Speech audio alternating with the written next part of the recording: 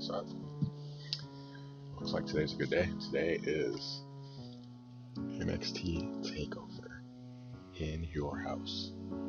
In your house is something that brings up a lot of memories, being a long-time WWE fan. Some of the early pay-per-views when it started out: Shawn Michaels, Vader, HBK.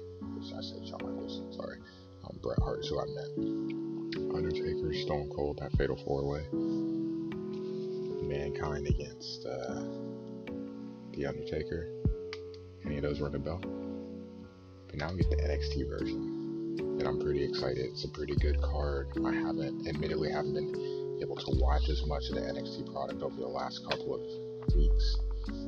I'm aware. I got myself caught up today. I'm good. I'm excited. I'm watching. I'll be streaming after it's over. But that's not what we're here to talk about. We're actually here to talk about my predictions, so I can have another week or another month of getting a bunch of matches wrong. I'm not batting really well. Not to pull up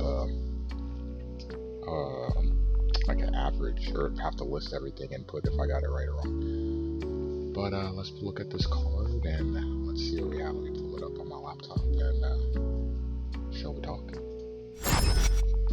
Okay, you see I'm somewhat prepared. I have Edge on now from work. Johnny Gargano will be worn, just so you know. So you know I'm picking to win a match. Let's start with the women. So, first match. Mia Yim, Tegan Nox, and Miss Blackheart versus Candice LeRae, Dakota Kai, and Gonzalez. So whenever you have these multi-person matches, it's who takes the fall, who gets the win. And to be honest, you would kind of like the faces to get. You usually like the faces to get the push, but you have to look at what's happening here. Dakota Kai, heel, Gonzalez, pretty much her bodyguard, essentially henchman. Did she use the win? Sure, but that's not who I'm looking at. Looking at Candice LeRae, this big push, the promos. Of all the people in this match, she needs to win. Mia Yim just had a match against Charlotte. She's fine. Nox and Dakota Kai, to me, still have unfinished business, so that's still lurking down the road, but they get an interaction at this pay-per-view, which is good as it continues to build towards it. Candice needs to win. So I'm going to go with the heels for that reason and that reason alone. I think it'll be a good match. I'm looking forward to Nox and Kai getting in the ring facing head to head. I'm sure it may not be long, just, so I have to kind of keep that fire burning a little bit, just, put it on simmer. Just let it keep going. You don't have to have it burn bright, just have it burning right now. Heels win. I don't care who picks up the win. I'd probably prefer Candice does, but at the end of the day, that team needs to win.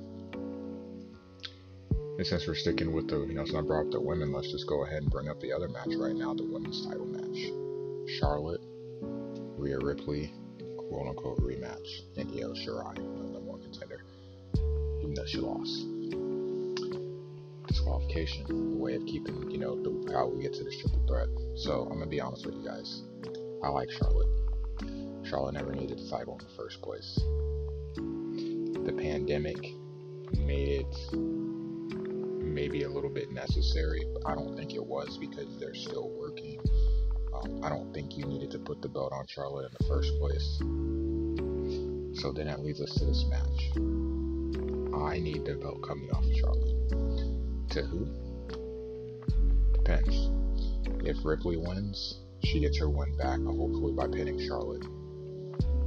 And I feel like momentum was lost with the title. That's the thing. Like, Charlotte just killed the momentum because she never needed the belt. It gives her something to do, and she can have matches, like good matches with the women there. But for the title, it wasn't necessary. Like, it just stops the momentum of that title. Io Shirai wins. That gives Ripley something to chase, and that also means Ripley and Charlotte, a rematch down the road, can happen, maybe on the main roster. So you can save that match, just have that in the back pocket. But it'd give Io Shirai, a much deserved title run. I feel like a lot of people feel that she should have had one already. But again, you know, you had Asuka, and then you go from Asuka essentially to Shayna Baszler. Long, lengthy title reigns. It doesn't give a chance for anyone else to have a title, so she kind of got lost in that shuffle. I'm going to go out on a limb. I personally want to see Rhea Ripley win, but if I'm going to bet money, I'm going to bet on Io Shirai just because it's big picture for the title. It leaves a lot there. So I feel like even if Ripley wins, Io Shirai's going to get a match anyway. And then you have the heels. Io Shirai can face heels too, though.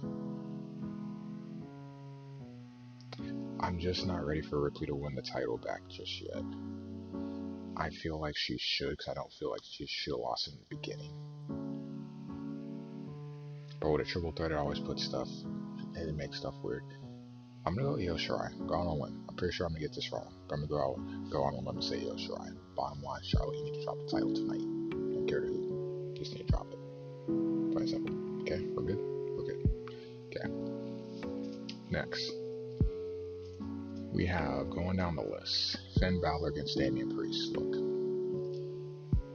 this feud's not over. It's not going to be a one-off. And because of that, usually in these situations, I prefer the face to win because it makes the heel have a reason to keep chasing. It's why Braun beats Bray Wyatt, because the Fiend can come back and continue to chase the title and you can keep that feud going. And Finn, you know, he had a big one against Gargano. He got the interference with the championship match against Adam Cole. You know, he did win a triple threat to get, or fatal, was it triple threat, fatal four? Triple threat, Lee and Tommaso. So he has been getting pushed, but I feel if this feud is going to continue, Balor needs to win. If there's an after, you know, post-match attack, whatever, or if there's by disqualification, whatever, Balor needs to win to keep the storyline going. Priest can eat the loss, doesn't matter because they're still going to feud, in my opinion. Balor wins. Speaking of Tommaso, since I brought him up, Tommaso versus Mr. Cross. And let's be honest, Cross just gets this major push, has an amazing entrance. He gets put against one of the biggest guys on the, well, you know, star power, biggest guys on the roster, obviously not size-wise. Cross has to win. Like, I can't see Cross losing. Tommaso will put up a good fight. I think it'll be a really entertaining match, but Cross has to win. He has to establish himself as a viable player on the brand. In order to do so, he needs to win. You get a win against one of the big names in one of your first matches, your first pay-per-view match. That's huge. So Cross has to win. Should be a good match, though. I'm really looking forward to it. I like his work. Tommaso, I kind of hate that he's going to have another loss here, but he still has that star power. What he does after this match, I don't know, but Tommaso will find his way, trust me.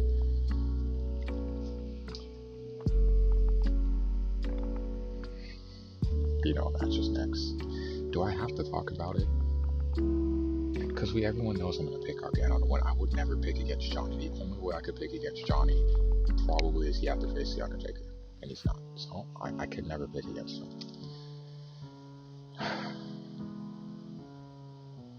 Okay, I have to justify this. 2 reasons. 1, I don't think the North American title run by Lee has been necessarily great so far, but again, part of it is because of the timing of the pandemic, so it hasn't had the opportunity to be. So what you do with it is, do you start to establish that now? Or do you say we gave him a title run? We're happy he got, you know, championship experience and push him up to the main roster, which he ultimately is going to go to at some point. You have the loss here, potentially lose the rematch, and he goes to Raw or SmackDown.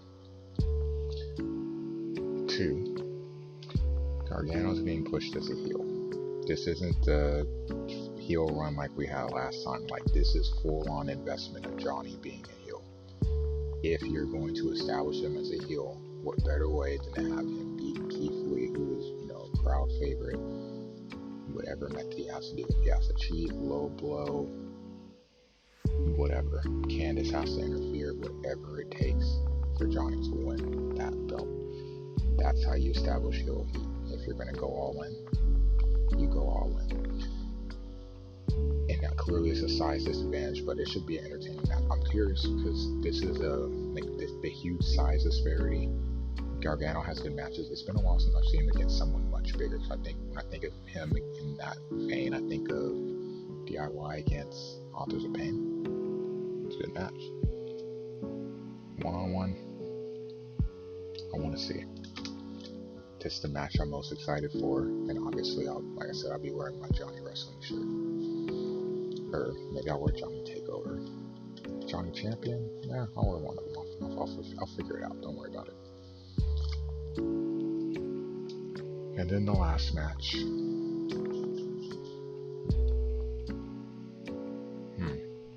Velveteen Dream. Last opportunity against Adam Cole in the backlot brawl, which means you're going to have one of those matches. It's going to be the vein of Firefly Funhouse, the Money in the Bank match. Be interesting to see what they do with it. And it kind of makes me think back to the backlot brawl, Piper and Goldust. Goldust in some ways similar character to Velveteen Dream. So we have to ask ourselves two questions here. Before I address even who wins this match, let's ask ourselves three questions. One, Adam Cole, longest title reign in NXT history. Is it enough? Two, Velveteen Dream. Got pushed. Got a title run with the North American title. Got pushed to be a number one contender against Tommaso Ciampa. And is getting pushed now to face Cole. Is he going to get a run as the guy in NXT? Lots of heels for him to run through if that's the case. Because I assume if he loses this match, he's not getting another title shot. So this is it for, the foreseeable future. What do you do? I feel like if I pick against Adam Cole, it's wrong, but I don't want the Undisputed Era to go away. I don't think it will either, but I don't think Cole needs the title. He's had a great run. Some epic matches, some great promos.